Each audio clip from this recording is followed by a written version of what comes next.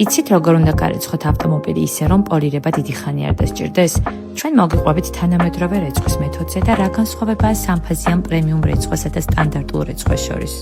სტანდარტული რეცხვა სწრაფი და მარტივი გადაწყვეტაა მანქანის ზედაპირული ჭუჭყის მოსაშორებლად, თუმცა ხშირად ეს საკმარისი არ არის იმისთვის, რომ ავტომობილი რეალურად სუფთა იყოს.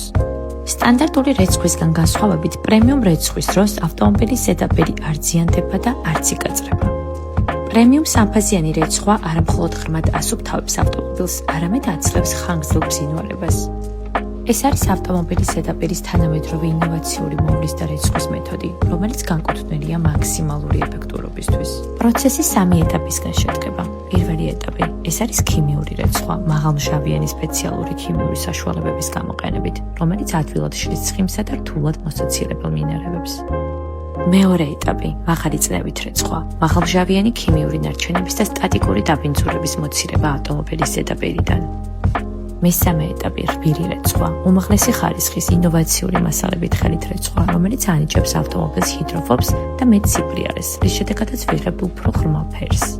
შედეგად ვიღებთ არა უბრალოდ სუფთა მანქანას, არამედ დაცულ, მოვლილ და თვალის მომჭრელ ავტომობილს. სამფაზიანი რეცხვის დროს მანქანის ზედაპირი კიდევ უფრო დაცულია და პოლირებას უფრო დიდი ხანი არ საჭიროებს.